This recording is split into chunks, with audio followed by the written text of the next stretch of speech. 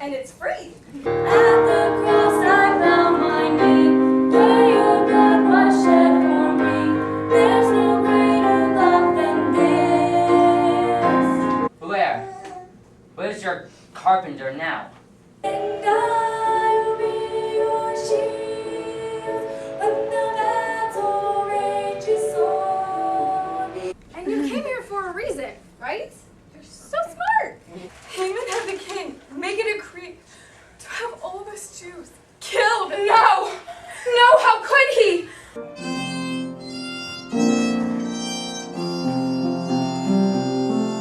Look, doctor. Call me Dr. McDreamy. Look, doctor, this is... Christians, we are to share the gospel with people. And since cities are extra full of people, it only makes sense that that's where we should be. And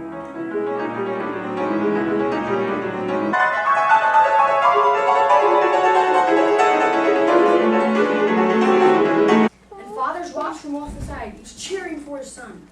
And each boy hoped to show his dad that he would be the one. Even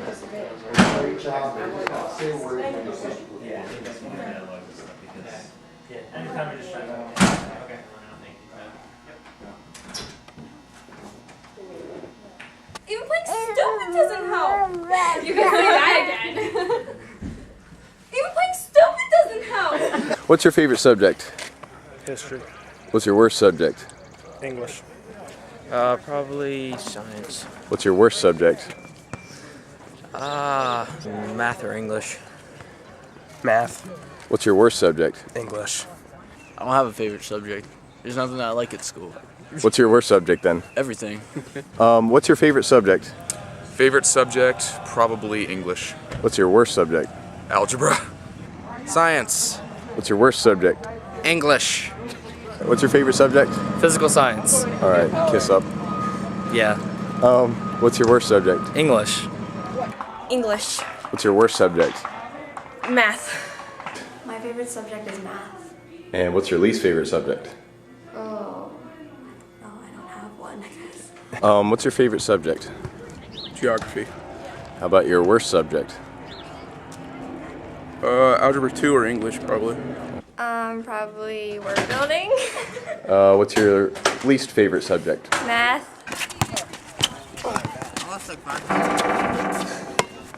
No!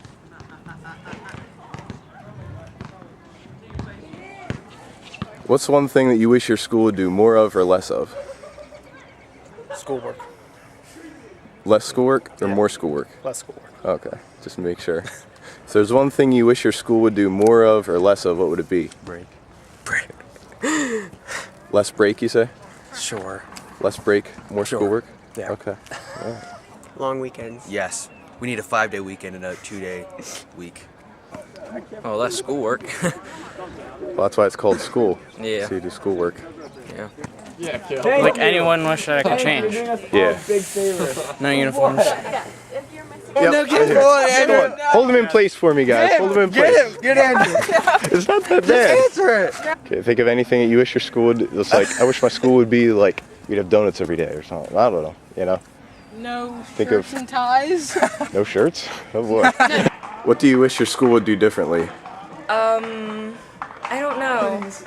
Hoodies, yes. A little bit more freedom. Probably more students, like more people to hang out with.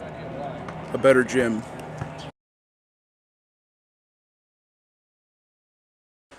See, I live in a city, and see, in a city there's as many corner stores as there are churches. And so over here in this corner store, you have beefcakes and rice and chips, and over here in this corner store you have Mountain Dew and Slim Jims, and a lot of them are just the same. And there's a lot of churches too. And in these churches, you walk around and you see a lot of the same. You walk in and you see these chips and beefcakes, and you start to wonder what's different here. And see, we have to be different. We have to be people who are going to stand up and allow Jesus to lead us. And if Jesus leads you, you will not just be the simple beefcakes and soda. You will step up another step higher. You will become the steaks and the chicken cordon bleu, and you will become the New York pizza. And so I encourage you to not be the beefcake.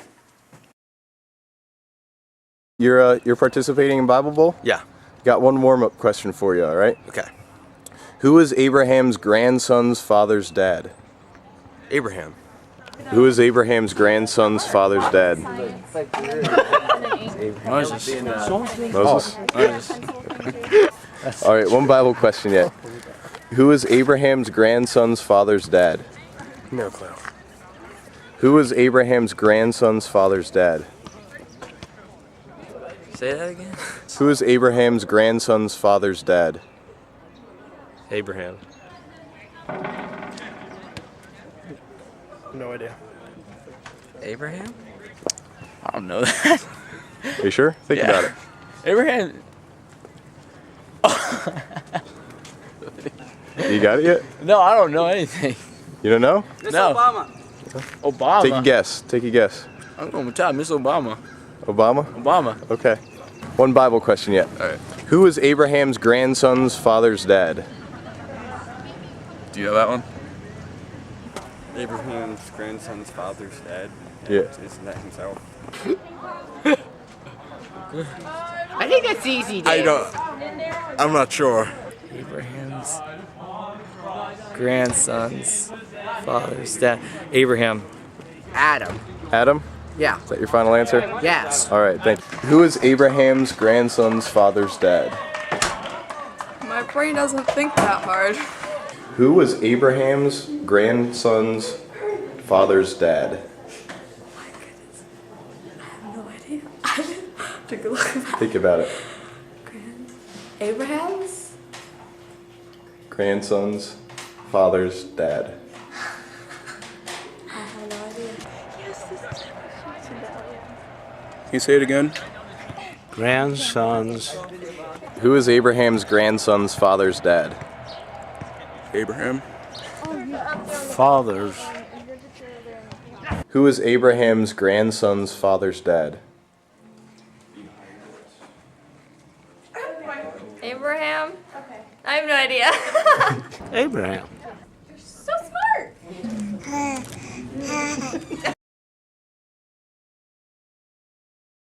All right, I'm here with Mr. Zentner, who's been coming to convention for a really long time. And so we're going to get some words of wisdom with the legend who is Dr. Al Zentner. So why don't you tell us a little bit about how you started getting involved in your school and how that came about and how you started coming to convention. Well, I started out, our first school year was actually 1978. And, but it was a mission outreach type church. But we heard Dr. Gibbs talk about ACE. And so it was at that point, back in 76, 77, it was, I think, roughly, you got to realize I'm getting old and my memory fails me. I mean, 76, that was the signing of the Declaration, wasn't it? I think so. I thought it was the landing of the Pilgrims. Yeah, I get them mixed up. Yeah, so anyway, we heard that and we decided to sign up and went to Texas for our ACE training, which is an experience that I will never, ever forget. I thought I was in some kind of a boot camp. Most of our schools at that particular time had to use state-approved textbooks and were allowed 1 hour of religion a week. I think God chose me because stupidity becomes me. You know, stupid is as stupid does. And here we are, we started this school, quote unquote, without approval of the state of Pennsylvania. So the next thing I found myself was in a hearing in Harrisburg. Douglas Bowhauer, I'll never forget him either. He was so upset with me that he actually climbed up on the conference table that we were sitting in the hearing and was pounding his fists and shouting at me that day. So one of the things that I got myself in hot water again was we used our school as an umbrella for people who did want to homeschool. And we got nipped in that one too, but we also won that battle in that case, et cetera. So just tell us a little bit about convention and just convention. Real quick. Well, convention. How it was then, how it is now, what's changed in between there. These kids don't realize it, but today we're in a luxury suite here at this place. It is a phenomenal place. We started out in convention, first year was 1978, and we went to a place called Camp of the Nations. It was unbelievable. It was cold. It was way up in the mountains. Then you had about a quarter of a mile hike, I guess, from your cabin that you were in, or this facility. Bunker. Your bunker. Yeah, my bunker, down to the showers, where you would patiently take a shower, where you would stand under the shower and watch the drips come from the shower head. They would just kind of like one at a time drop on you. And you would utilize every little drop to wash your body. And then when you were all done with that, you could parade back through all the mud to your bunker. So you were just as dirty as when you got back there as you came. We moved on to Pine Brook. That was a big improvement. We moved to Pine Brook, and then from there, we moved here. And there was one place we had, I think it was a 1 or 2 year stint after the Camp of Nations, where we were down at the shore at, what's the place called down there? At the shore? Yeah. I just on the like beach? You guys had convention on the beach? Yeah, we had convention down there. I had a great experience there too, because you had an opportunity. They would teach you, if you wanted to, how to sail. So the guy gave me a 5-minute lesson on how to sail. I took the sailboat up the river, okay? Found out that I didn't know how to turn it around to come back down. And every time I would try and turn around... So you were literally up the creek without a paddle? I was up a creek without a paddle. And every time I returned, the thing would tip over. The wind would just kind of blow this thing. So I quick straightened out. And the next thing I know, I saw the big, wide ocean, okay? But I finally dropped my sail so I wouldn't go any further. And finally, somebody missed me. And this little motorboat came up the creek, threw me a rope, and towed me back.